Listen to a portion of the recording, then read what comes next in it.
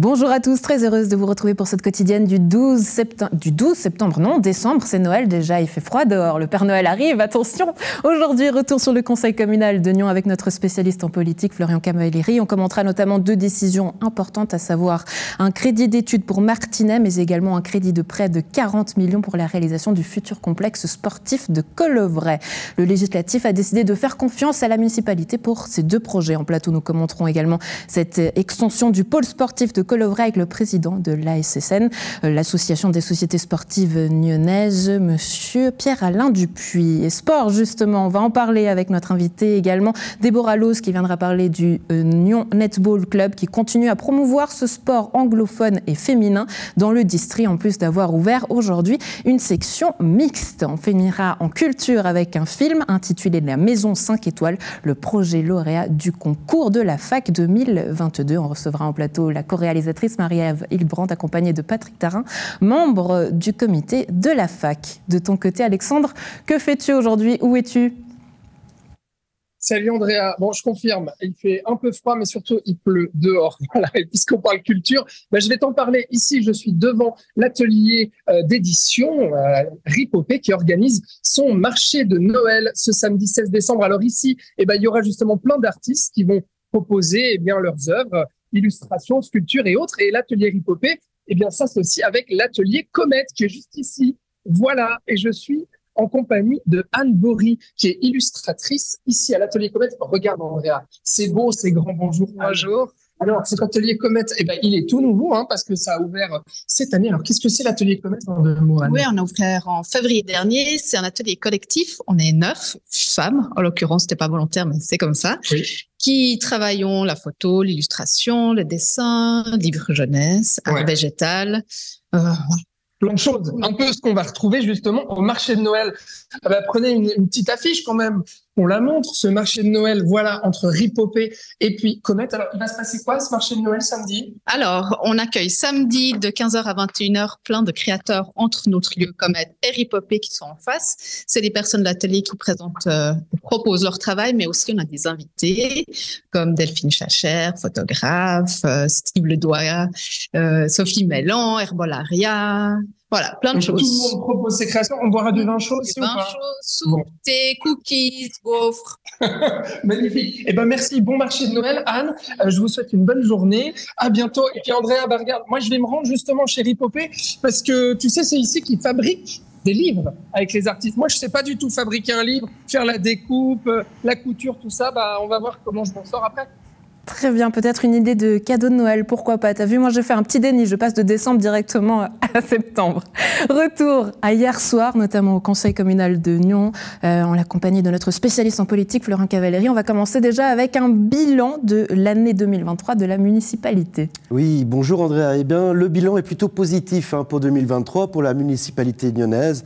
Elle qui a réussi à faire passer devant le conseil des investissements importants. C'est évidemment le crédit de réalisation pour 3 grands projets, au total près de 80 millions de francs, dont le complexe sportif du Rocher, 20 millions de francs, l'école du centre-ville, 20 millions de francs. Et hier soir, on va en parler, Collovray pour 40 millions de francs. À cela s'ajoute l'adoption du nouveau règlement du personnel communal qui entrera en vigueur le 1er janvier. Et durant cette année, le Conseil est aussi voté pour la création de 19 postes supplémentaires au sein de l'administration. Voici les grandes enveloppes qui ont été décidées, acceptées par le Conseil communal. Des projets dits emblématiques, à l'image justement de ce futur complexe multisport Collovray dont on voit ici à l'écran. On va en parler d'ici quelques instants. 2 grosses décisions qui ont été prises hier soir. Commençons par Martinez tout d'abord, avec 2 manières de voir le futur de la ville et surtout 2 idéologies. Oui, une grande fracture partisane au sein du Conseil. Alors, pour rappel, hier, il s'agissait de voter sur une demande de crédit d'études pour l'établissement du projet urbain et du plan d'affectation du secteur du Martinez. Le Martinez, c'est ce grand parking qui est au nord de la gare de Nyon. Alors, évidemment, la gauche et la droite sont d'accord sur le principe de réhabiliter cet endroit. Il faut savoir qu'il y a déjà eu pour près de 1,8 million de francs qui ont été dépensés en études. Néanmoins, la gauche et la droite se sont écharpées idéologiquement, vous l'avez dit, puisque dans le projet municipal, il n'était pas question de remettre un parking à ce lieu. Or, la droite en veut un et souhaitait rajouter via un amendement près de 200 000 francs à ce crédit pour étudier l'idée d'un parking. Étudier la possibilité, justement, il a beaucoup été rappelé ça.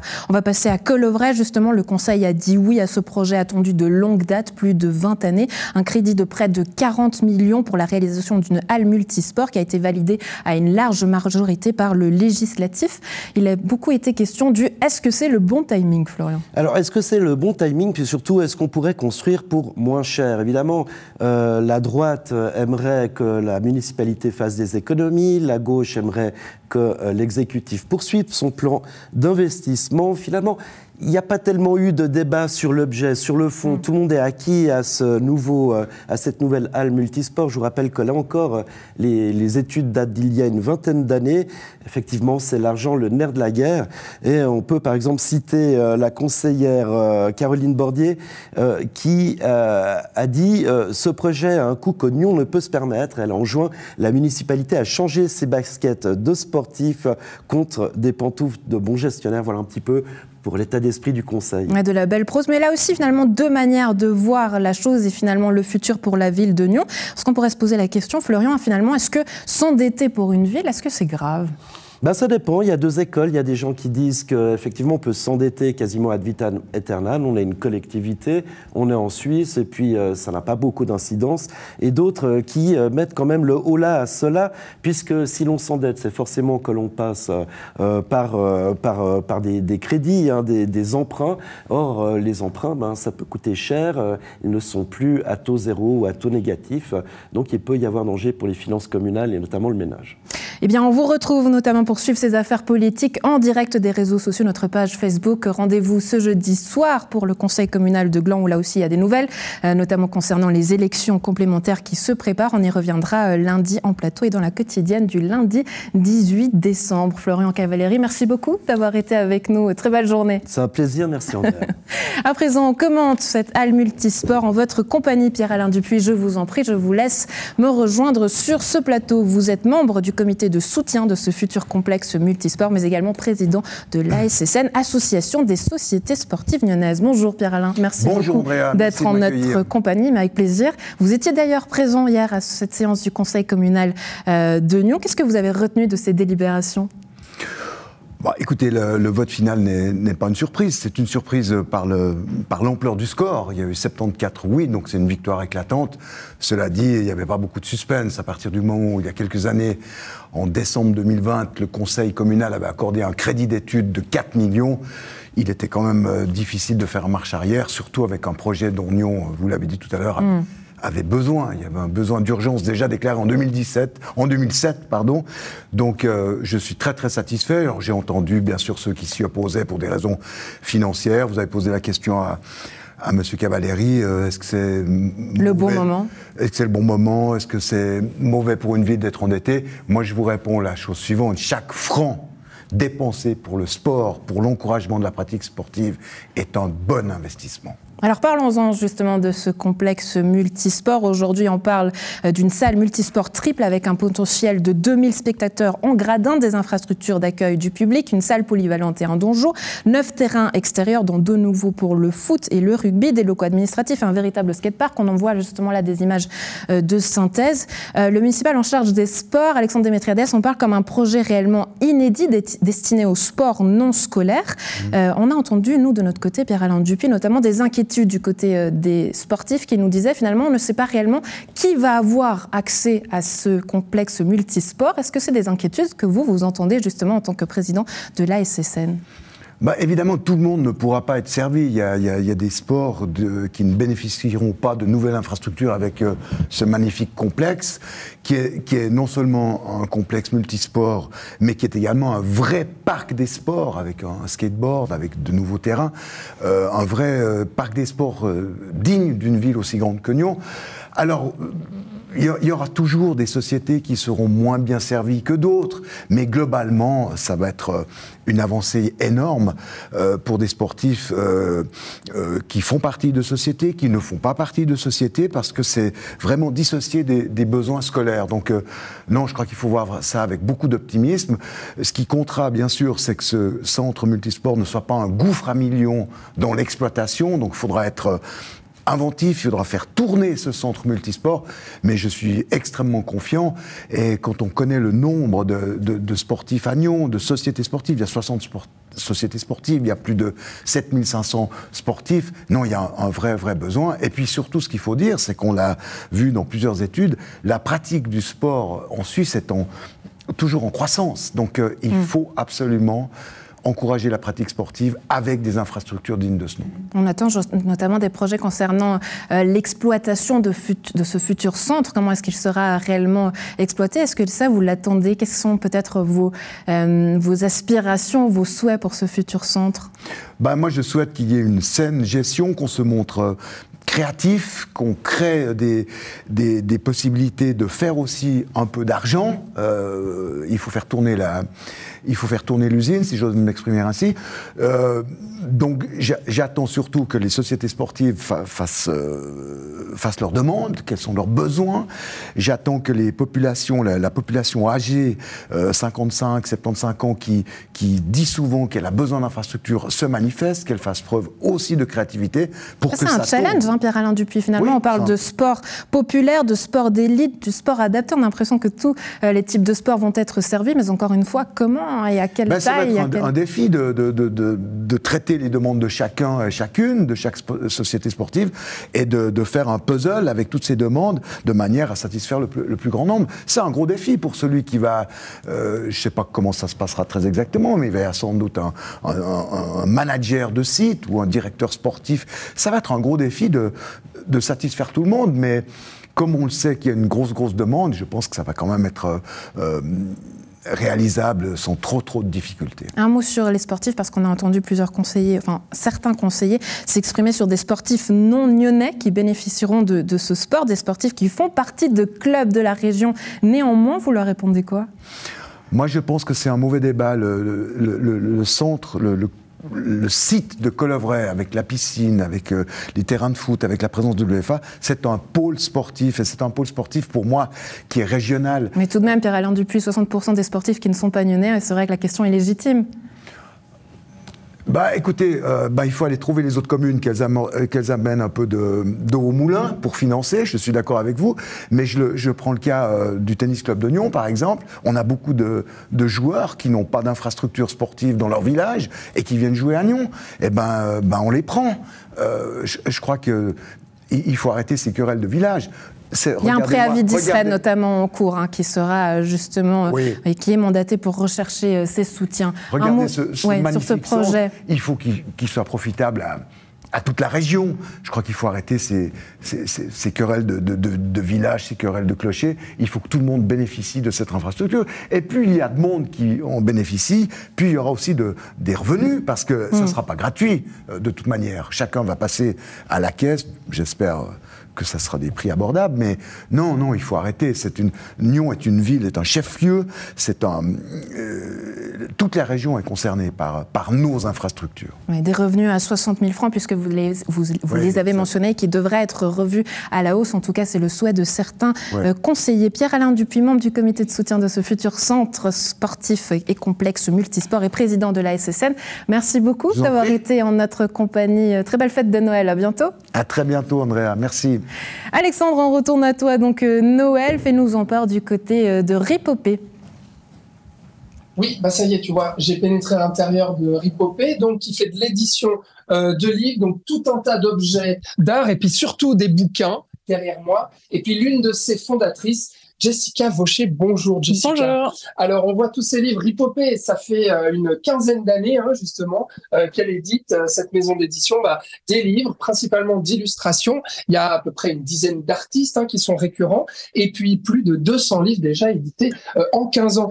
Jessica, du coup, est-ce que vous pouvez me présenter un petit peu votre travail à l'occasion de ce marché de Noël? Je me suis dit, mais qu'est-ce qu'est-ce que vous faites exactement? Ouais, alors on est une maison d'édition, comme vous avez dit, de livres d'artistes. Donc ça fait 15 ans en fait cette année maintenant, ces mois-ci, qu'on existe. Donc on a effectivement travaillé avec plus de une centaine d'artistes, je pense. Et puis il y a, comme vous disiez, plus ou moins 10-20 personnes avec qui on travaille régulièrement. Donc par exemple, je peux vous montrer peut-être le travail. Oui, bien sûr, parce que c'est des bouquins vraiment. Alors, je veux pas dire ça comme ça, mais c'est pas juste des romans que vous éditez, c'est vraiment des bouquins d'illustration artistique. On dit livre d'artiste, en fait, c'est l'idée que en fait les artistes réfléchissent à la forme aussi, à l'objet, à genre la taille que ça va avoir, le papier, et qu'on travaille vraiment ensemble pour en fait mettre dans un livre un travail artistique. Donc on fait pas du tout de romans, on fait très peu d'autres formats en fait. C'est vraiment, on s'intéresse au dessin contemporain. Alors on va regarder à quoi ça ressemble justement. Regarde Andrea, voilà. Ça me permet de mieux filmer un petit peu ce type de travaux. Alors, du coup, vous, c'est vraiment la conception avec l'artiste. Donc, il va falloir assembler à la fois toutes ces pages, mais il y a aussi une réflexion à laquelle vous faites part. Hein. Oui, bien sûr. On travaille avec les artistes pour donc réfléchir à la meilleure forme que leur travail peut prendre. Donc là, par exemple, c'est le travail de Lucie Collard, avec qui on travaille depuis des années et dont on aime beaucoup le travail. Donc, elle fait du dessin. Donc, c'est des grands formats en vrai. Et puis elle fait aussi de la céramique, donc elle fait des petites pièces hyper jolies. Donc elle a tout un travail comme ça de recherche en fait où elle met différentes choses ensemble pour créer au final ses dessins. Donc ça c'est un travail qu'on aime beaucoup et qu'on aime bien montrer. Et dans les nouveautés justement, et après, au marché de Noël, il y a ce type de notamment. Aussi. Alors là, par exemple, il y a Anorak, c'est un travail de Marie-Laure de Curnac, qui est une artiste qui est basée à Orbe. Elle fait partie d'un atelier qui s'appelle Les Mains Sales, qui du coup fait de la typo, de la gravure, de la sérigraphie. Donc par exemple, cette couverture, elle est réalisée en gravure par elle-même. Et puis elle a fait un travail où en fait elle est allée au Spitzberg plusieurs fois en bateau, dans des résidences d'artistes qui vont en voilier là-bas en haut. Et puis son idée, c'était d'essayer de faire de la gravure avec de la glace. Mais malheureusement, ça n'a pas très bien marché. Mais là, en fait, ce qu'on voit, c'est un peu son carnet de travail. Donc, il y a plein de notes qu'elle a prises pour réaliser ce projet et puis des gravures qu'elle a fait ensuite en revenant ici à partir de dessins réalisés sur le bateau. Bon, alors, il y a différents types de papier. Et justement, on va voir, l'atelier, il est juste derrière. Alors, amenez-moi, Jessica, je vous suis. Alors là, ici, vous confectionnez tous ces livres. Oui. Alors voilà, donc justement, je disais, il y a une réflexion aussi sur le matériau, au-delà de l'assemblage des pages, il y a aussi la réflexion sur le matériau, la taille du livre, etc. Oui. Alors, l'idée, c'est qu'on fait venir les artistes sur place pour qu'on travaille ensemble. Et donc, une fois qu'on a choisi un peu à quoi ça va ressembler, le format, etc., comme je le disais avant, on va utiliser cette imprimante. Donc, on imprime tout en laser.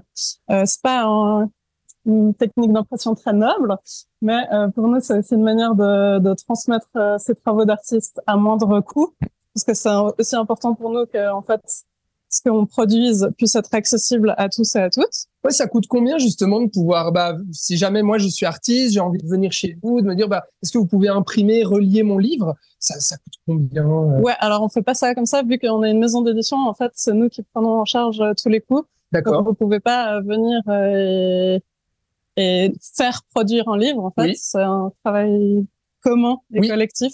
D'accord. Donc on va pas faire de commandes. On édite vraiment des travaux auxquels vous croyez aussi. Et on a envie de Donc c'est vous qui repérez les artistes aussi, puis qui choisissez aussi, venez travailler avec moi, j'aime bien votre travail. Donc du coup, une fois que on imprime justement ces pages là, il y en a justement qui sont sur le feu. Après, qu'est-ce qui se passe? Alors, la plupart des reliures, on les fait à la machine à coudre. Donc, ça va se passer ici. Je peux vous montrer comment on fait ça. Donc, alors là, qu'est-ce qu'on va broder? Alors là, c'est un livre, c'est ma thérapie de rupture que j'ai réalisé l'année passée. Donc, c'est des broderies. C'est votre livre, à vous? Ouais. D'accord. Alors, on n'édite pas souvent nos propres travaux, mais là, c'était un peu exceptionnel exceptionnel comme une rupture. D'accord. On voit le titre est équivoque, hein. Voilà. C'est explicite. Exact. Ok. Et donc après, on y va sur la machine à coudre. Donc ça va faire un peu de bruit. C'est pas grave. On est là pour ça. Voilà, bon, moi je le fais pas, Andrea, parce qu'il va falloir que je libère mes deux mains. Donc du coup, je me dis, Jessica, c'est la pro, je la laisse faire. D'accord. Voilà. Donc là, on a relié en fait, bah voilà, toutes ces pages de Donc à partir de là, je plie tout ça. Ouais. Et puis ensuite, on va pouvoir passer au Donc mastic. on est quoi, sur du papier glacé? On est sur quoi? Ouais, là c'est un papier 120 grammes qui était pas très important au final pour moi vu que c'était entièrement recouvert. Donc je vais couper en fait au format. Et puis voilà. Donc c'était plein de broderies. Et après on va pouvoir couper. Donc on va utiliser cet objet ici qui s'appelle un massicot. Ouais. Et donc voilà. Je vais pouvoir couper ça pour avoir le livre fini. Et ça, à sa place, justement, ça revient un peu l'objet livre en 2023. Ça a sa place. Ça revient. Non, mais parce que un certain temps, on se disait, bon, finalement, les livres, on les a en numérique. Alors finalement, on voit que les tendances, finalement, ont changé à l'inverse. Ouais. Et aujourd'hui, vous voyez, vous, avec votre atelier d'artiste, qu'il y a un vrai regain d'intérêt ou un vrai intérêt qui n'a pas désempli ces années? Ouais, moi, j'ai l'impression que c'est plus... il y a toujours eu un intérêt en fait pour le papier, les objets touchés, de la matière, et puis qu'en fait ça va pas s'arrêter. Ouais. Et puis après, moi personnellement, et je pense ma collègue Stéphanie non plus, ça nous intéresse pas particulièrement le livre numérique. Du coup, pour l'instant, on fait plutôt des choses. C'est vrai qu'avec le travail d'illustration qu'on vient de voir aussi, ça fait sens d'avoir l'objet final qui finalement, en fait, vous considérez que le livre, finalement, le produit fini, là qu'on va voir, est l'œuvre en elle-même, en fait, aussi. Oui. Alors, c'est effectivement une manière de montrer des œuvres dans un format qui est plus facilement amené à être diffusé. Ouais. Alors, ça y est, il est prêt, notre livre? Alors, celui-là, il a encore une petite... Mince, je trouve pas l'appareil. Voilà. Ah. Normalement, je fais les points arrondis. Ah, d'accord. C'est la dernière étape. Avec cette petite machine. Et puis, regarde, Andrea, il va être tout prêt. Il va être prêt pour toi, celui-là. Alors, je ne sais pas si c'est de bon augure de t'offrir ça. Je vais méditer là-dessus. En tout cas, c'est fait avec amour et avec attention par Jessica, justement. Je te le ramène. Allez, Andrea. Et joyeux Noël, hein. Merci, joyeux Noël. C'est emballé, pesé, expédié, un exutoire. En tout cas, merci beaucoup pour cette visite, Alexandre. Très belle journée à vous deux. Place à notre plateau sport en compagnie de notre invitée suivante, Déborah Lozé. Bonjour, vous êtes joueuse au Nyon Netball Club, un club fondé il y a 3 ans qui continue à promouvoir ce sport anglophone féminin dans le district. En plus d'avoir ouvert des entraînements mixtes, plusieurs équipes sont désormais formées dans la première qui fait aussi de la compétition. Le netball, un sport féminin entre basketball et handball venu d'Angleterre. Rappelez-nous comment ça se joue. Alors effectivement, c'est un peu un dérivé du basket. Donc il y a des paniers. Ça se joue à 7, donc on est 7 joueuses dans une équipe, entre 7 dans une autre. Et le but, c'est de marquer des buts, comme dans le basket, sauf qu'il y a quelques différences. Par exemple, on ne peut pas dribbler, donc on est obligé de passer dès qu'on a le bal. En fait, donc c'est très rapide et c'est pas tout à fait sur le même terrain qu'un basket, c'est un peu plus grand. D'accord. Alors, on sait que dans la région, il y a un club de netball à Aubonne, notamment, qui existe depuis 2015. Vous avez par la suite créé le vôtre. J'imagine que ça a fait un petit peu de compétition, créer de la concurrence même? Ah oui, on est... c'est vrai, effectivement, on a un peu des rivales, mais on joue souvent ensemble. On est toutes les deux les équipes dans la Ligue suisse. Donc, il y a 3 divisions. Et donc, on joue contre Aubonne depuis 3 ans maintenant. Oui, on est amis, on est copains, mais on est aussi adversaires dans le sport, effectivement. Ouais. Est-ce qu'il y a assez d'adversaires aujourd'hui dans ce sport qu'est le netball? Vous dites que vous jouez en Ligue suisse, mais est-ce qu'il est difficile à trouver des rivales et finalement à jouer parce que vous jouez un match par mois, hein? Comment ça se passe? Oui, alors en fait, donc il y a une ligue annuelle, donc on a une saison où on a maintenant 3 divisions. Donc la netball suisse compte 3 divisions et là-dedans il y a 5 à 4 équipes dans chacune des divisions. Donc finalement on a largement assez d'équipes avec qui on peut jouer. Il y a des équipes à Zurich, à Zug, à Lausanne, donc sur Genève et aussi à Aubonne. Donc finalement on a pas mal d'adversaires et on a l'occasion de jouer effectivement des matchs quasiment une fois par mois. Mais il y a aussi un tournoi qui a lieu tous les ans. le mois de mars. Et donc, c'est là où on va rencontrer vraiment tout le monde en Suisse qui joue à ce sport-là.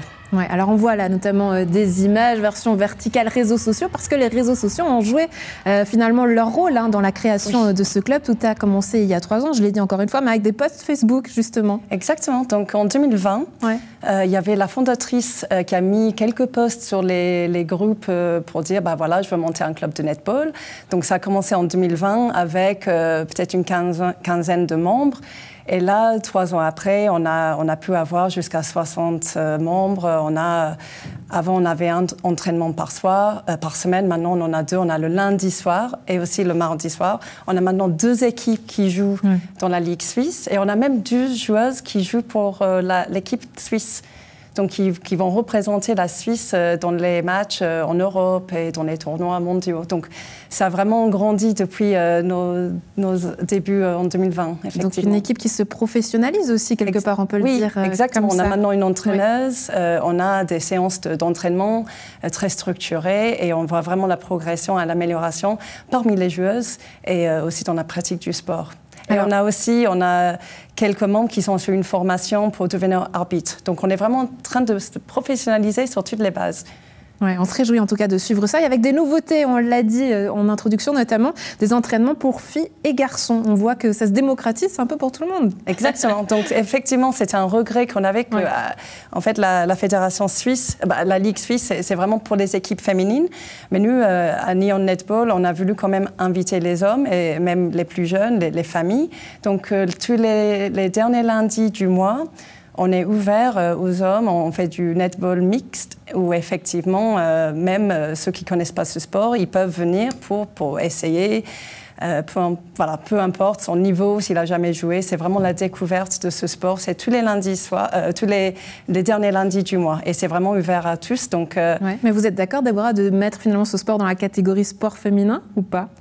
Alors moi, personnellement, j'avoue que vu que j'adore ce sport, pour moi, il devrait être pour tous. Ça je l'accepte. Et du coup, dans le club, on fait des efforts pour élargir un peu notre base de membres. Élargir aussi la communauté. On a dit que c'était un sport notamment anglophone. On sait que c'était surtout connu du côté des pays anglo-saxons, aussi dans notre région, beaucoup d'anglophones. Oui. Et aujourd'hui, ça s'ouvre aussi. Alors effectivement, c'est pas forcément un sport anglophone, c'est plutôt Commonwealth. Donc on a pas mal d'expatriés, donc on a des membres, en fait des gens qui connaissent déjà ce sport, sont typiquement des gens qui viennent de l'Angleterre, de l'Australie, la Nouvelle-Zélande, l'Afrique du Sud, le Kenya. Donc on est pas mal représentés autour du monde, mais on est aussi très content maintenant d'avoir aussi des joueuses qui viennent de Nyon, de la Suisse, qui ne connaissaient pas ce sport à la base et qui sont venus. Ils nous ont rencontrés au Festival des sports à Nyon. Ils ont vu quelques démonstrations et donc maintenant elles viennent aussi aux entraînements. Donc il y a aussi eu cette découverte parmi les Nyonnaises finalement. Donc on est ravis, mais on aimerait aller encore plus loin et vraiment avoir plus de monde. Effectivement, d'avoir plus de gens locaux et de gens qui viennent pour découvrir le sport. Et voilà, donc c'est pour ça que on est ici aujourd'hui pour vous dire si vous voulez essayer, n'hésitez pas. C'est ouvert tous les derniers lundis du mois. Le message est bien passé à la maison. Vous noterez tout ça. Un petit mot sur la compétition pour terminer. Vous avez gagné vos 2 derniers matchs, dont une victoire serrée face à Lausanne. Les prochaines dates et peut-être pour venir voir le Nyon Netball Club. Oui. Ça sera quand les prochains matchs? Alors le prochain match, c'est le 13 janvier. Et après ça, on est à Zurich aussi le mois de mars, et après en mai. Donc le 13 janvier, on vous tient au courant. J'espère que ça va être encore la victoire. Eh bien, nous aussi. Et puis nous ramener peut-être, pourquoi pas, une coupe. On a l'habitude sur ce plateau. On soutient en tout cas les clubs de la région. Avec plaisir, on reviendra. Voilà, l'appel est lancé. Et la date marquée, Déborah Lozé, joueuse au Nyon Netball Club. Merci beaucoup d'avoir été avec nous. Très belle journée à vous. Bonne journée. On ouvre à présent notre page culture et notre dernier plateau. Maria Vildebrandt, Patrick Tarin, je vous en prie, venez me rejoindre sur ce plateau. On parle du film La Maison 5 étoiles, lauréat du concours FAC 2022. Bonjour, bienvenue. Bonjour. On est ravis de vous avoir, Maria Vildebrandt. Vous êtes co-réalisatrice de ce film qui sera présenté au cinéma Capitole de Nyon le dimanche 17 décembre à 10h30. Voilà, on a donné toutes les dates, les horaires. Racontez-nous comment est né ce projet, Maria. Alors, ce projet est né de l'impulsion et de la spontanéité de ma co-réalisatrice, qui s'appelle Agnès Laposi, et qui a découvert cette bourse de la Fondation pour les arts et la culture de Nyon, et qui m'a dit « Et si on déposait un projet ?» Donc voilà, moi qui suis originaire de Nyon, qui allait voir régulièrement mes grands-parents à l'avenue Alfred Cortot, et qui voilà, écoutait les tourterelles turques dans les rues de Nyon, je me suis dit, bah oui, un projet dans les ruelles de Nyon, pourquoi pas. Et on s'est baladé avec Agnès Laposi dans le quartier des Eules, pardon. Et voilà, et on est tombé sur cette maison incroyable, un peu à la Fifi Brin d'Acier, on va dire, et avec les jardins populaires, et on s'est dit...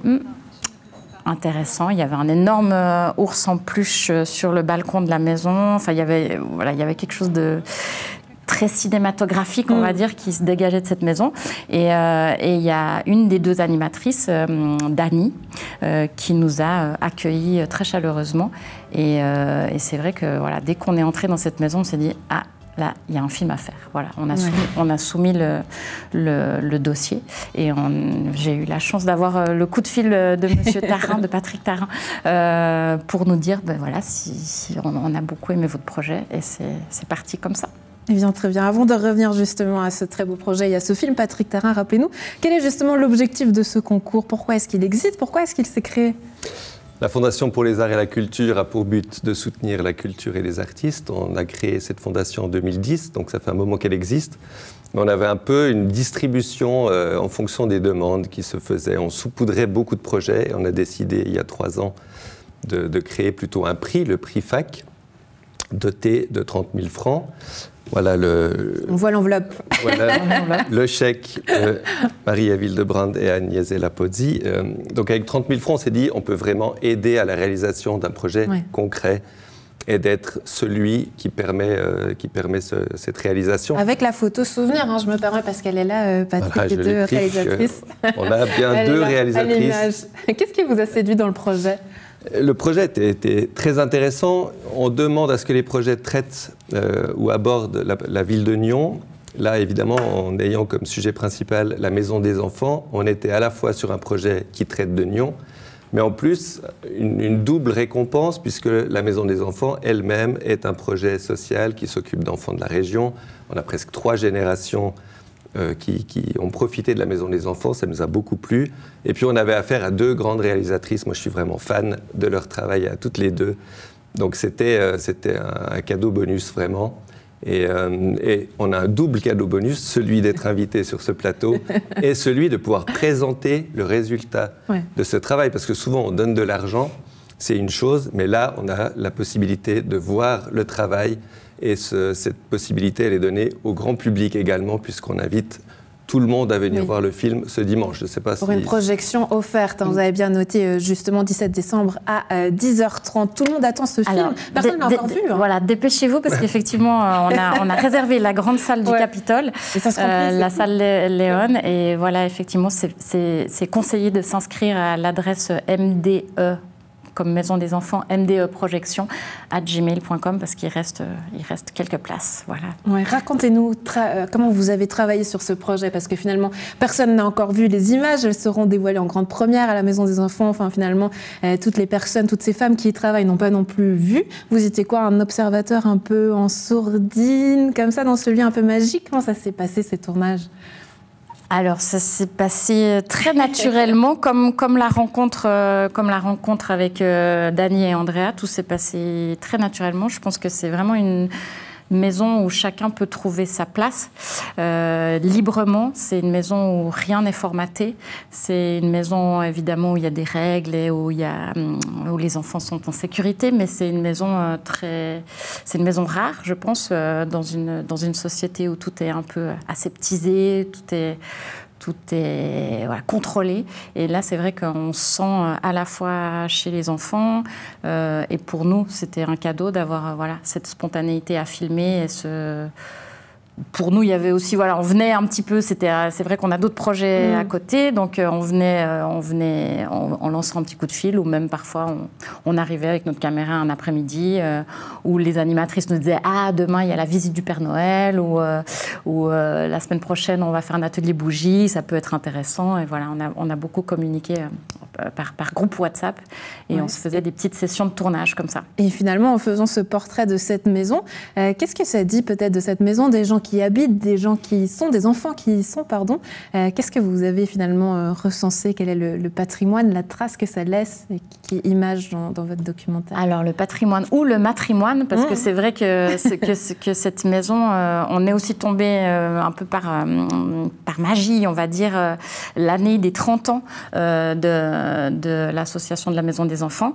Et c'était aussi l'occasion de remercier toutes ces femmes bénévoles, enfin, beaucoup de femmes bénévoles. Il y a quelques hommes qui ont aussi participé à l'élaboration du projet, à la construction de la maison, à la rénovation de la maison, à l'apport financier, parce que c'est donc une maison complètement gratuite, ce qui est aussi très très rare de nos jours.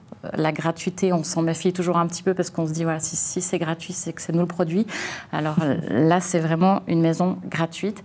Il y a beaucoup d'enfants du quartier qui viennent parce que c'est gratuit, justement. Et vous n'avez pas peur, finalement, que cette image, elle soit un petit peu changée au travers du documentaire? On a l'impression presque que c'est un antre magique qui était jusqu'ici protégé comme une petite bulle. Et le fait de l'ouvrir peut-être au regard des autres, de ne pas dénaturer un peu cette magie? Alors, je pense que les choses restent magiques, même si on fait des films. Enfin, je pense qu'on peut dévoiler beaucoup de choses et que la magie perdure. Mais non, je pense plutôt qu'on va rendre, encore une fois. Enfin, on a essayé, en tout cas, de remercier aussi toutes ces femmes pour tout ce qu'elles ont apporté au fil de 30 ans. Et c'est pas rien, 30 ans pour une association. Ouais, une véritable histoire de vie et de génération, on l'a dit peut-être, et on le ressouligne, Patrick Tharin. Pour la suite, je crois qu'il y a un nouvel appel à concours justement pour la suite. Oui, exactement. On en profite pour inviter toutes les artistes et artistes de la région à soumettre un projet. Vous avez jusqu'au 10 mars pour le faire. Et peut-être vous aussi gagner le prix FAC 2024, toujours doté de 30 000 francs, donc ça vaut vraiment la peine. C'est un prix important dans ce domaine, même au niveau national. 30 000 francs, c'est assez rare. Et si on veut participer, comment on fait? J'imagine qu'il y a le site internet, il y a le règlement, www.fac-nyon.ch. Vous trouverez le règlement, les conditions de participation. C'est ouvert à toutes les artistes et artistes, aux collectifs, tout domaine confondu. Il faut que ça traite directement ou indirectement de Nyon. Donc vous êtes une artiste ou un artiste de Nyon, de la région, ou bien vous êtes artiste à New York, mais vous avez un attachement ou quelque chose en lien avec Nyon, une grand-mère qui habite à Nyon, eh bien, participez également. Et j'aimerais juste profiter pour remercier nos donatrices et nos donateurs, parce que sans eux, ce prix n'existerait pas. Et c'est important de le mentionner, je crois. Et soutenir la culture. Patrick Tharin, Maria Villebrand, merci beaucoup d'avoir été en notre compagnie. N'hésitez donc pas à les rejoindre ce week-end au Cinéma Capitole de Nyon. Inscription conseillée, vous l'aurez compris, dimanche 17 décembre à 10h30. Merci beaucoup, très belle journée à vous deux, à très bientôt. Beaucoup. À la maison, un plaisir d'avoir été en votre compagnie. Belle suite de programme.